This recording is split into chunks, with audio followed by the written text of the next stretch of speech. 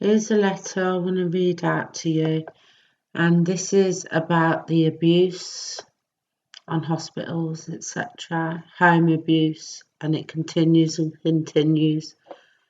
Dear Sir, Madame, I have no one else to turn to, and I feel this is more of a political matter than anything else. I come from an abusive mother and an ex-husband that made their contributions for getting me locked away.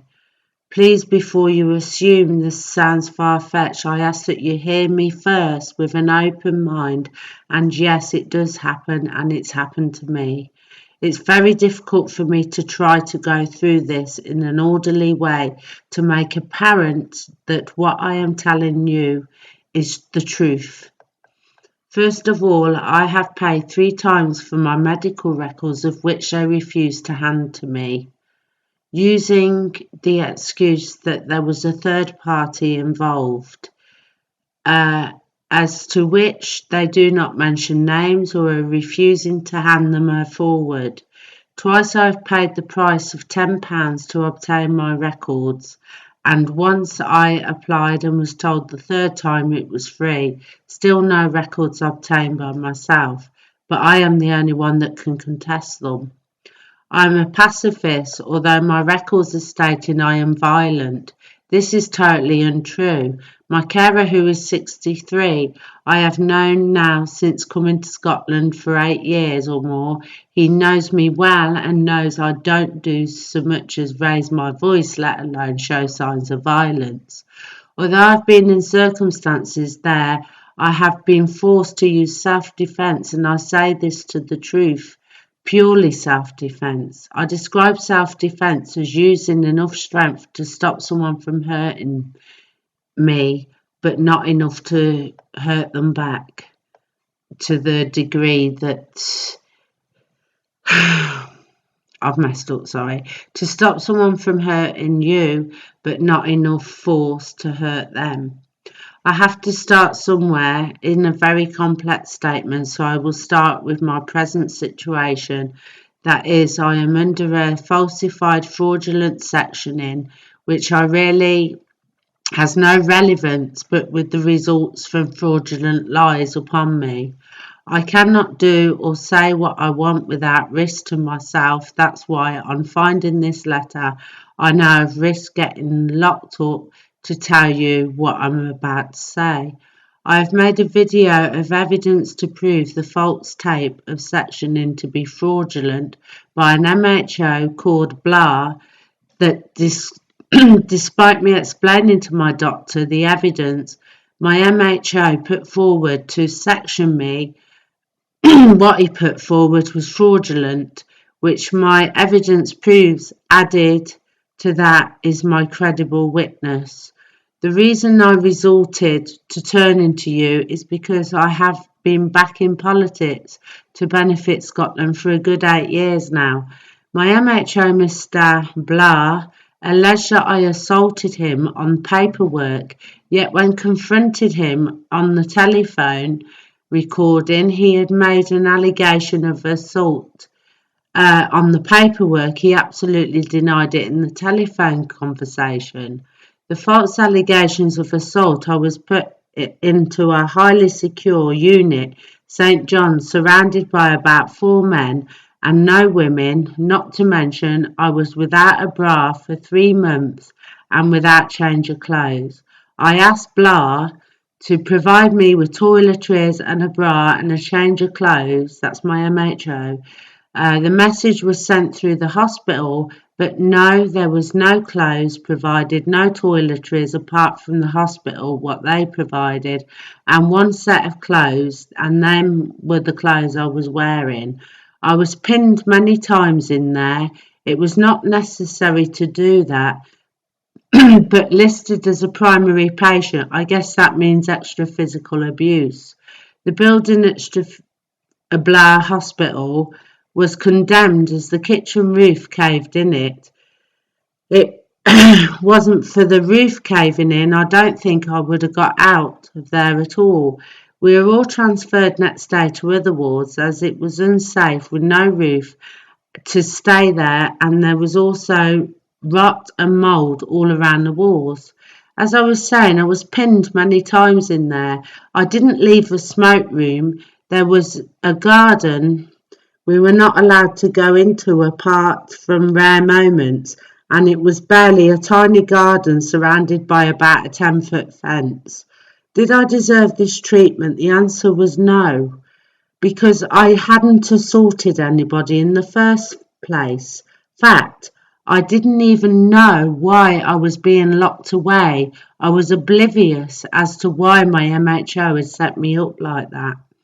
The reason I claim my records are falsified fraudulently is because each time I attempt to get released from all the red tape surrounding me, I take the doctors to a tribunal and they are lying through their teeth at each and every tribunal I have had. All I know is what are they trying to hide. The only conclusion I can come to is false diagnosis. They keep saying I'm bipolar, but I don't seem to have symptoms of bipolar. So if I don't have symptoms, why do they keep telling me I'm bipolar? And if you fail to agree with the doctor's false diagnosis of bipolar, the pattern is the doctor will turn around to you and say, you're not well because you have lost insight. What rubbish! I should know whether I am bipolar or not, but I can tell you this, I am tired of being a chemical pincushion for 27 years, and I am sick to the back teeth of it.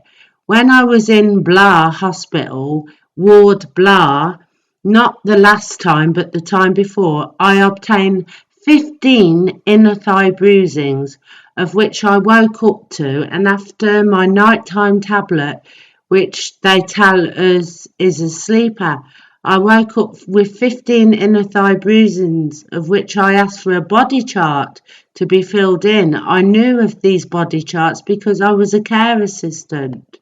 I made the doctor fill in the body chart and indicate the size and shape of each and every bruise. Now I don't go around and mark myself, I know that for sure, because I am no self-harmer, but I was upset to know how they had got there. Upset by not knowing how they'd got there, rather. This might appear to be far-fetched to you, but to a lot of patients subject to punishment drugs, I have been a lot. Haloperidol is one of old drugs used in the 50s and 60s. It was used to treat people in a blanket treatment. Yes, it works because when you're on it, you are sheer petrified from the minute you open your eyes in the morning until you're asleep at night.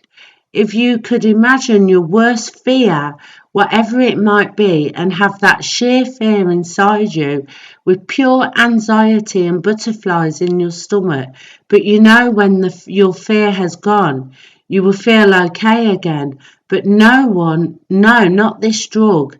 It's like your worst fear relived and relived from the minute you open your eyes until you can sleep. Worse still, in Blair Hospital, when they constantly gave me this punishment depot, they wouldn't allow me access to my bed so I could try and deal with the torturous effect of the drug by trying to meditate, but I had to go to the toilet instead, as that was the only quiet room to lay on the floor to try to meditate against the effects of the torture. But even the staff would come and fetch you out. My only retreat was the cigarette room, of which I didn't leave that room. It was tiny, I never left hardly, to try to keep calm despite the terrorizing effect of the punishment drug. Also, with the drug, there is a physical side to it. All my legs were burning between my toes to my knees, and it was pure torture. So not only the anxiety, but the physical torture too, from the burning and deep burning itching sensation that no matter how much you tried to scrape the pain away, it made it worse trying to scratch. The doctors are aware of the adverse effect of the 50s drug on me, and yet they still use it. I had written an advance statement. That's the type of statement that you write out pre-hospitalisation to try and protect your rights. Anyway, I'd written out an advance statement which the doctors were well aware of, copies being distributed, all those in the team, and yet they had lost it. This is like a statement to try protect your rights the next time you're summoned. But trouble is, they misplaced it, so I had no protection, and I don't even know if they deleted the body chart in blah, but I still filled a body chart in England after they pinned me and bruised my arms. I was a Christian. Now I feel every part of my Christian has been knocked right out of me physically and mentally. And if they persecute Christians like this, then what does that make them? Yours faithfully, blah. I hope you heard all that. I hope you took the time to hear it. But this is just a small fraction of the type of abuse that happens in hospitals.